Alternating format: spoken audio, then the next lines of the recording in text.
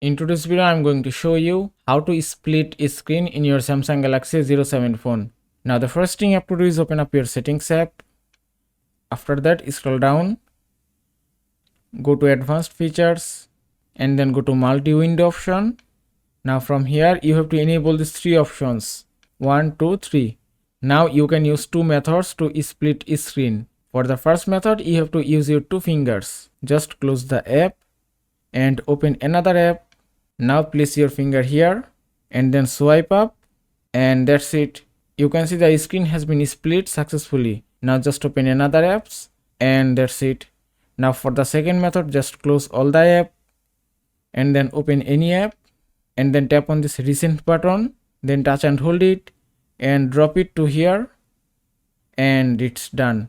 Now just open another app again and that's it.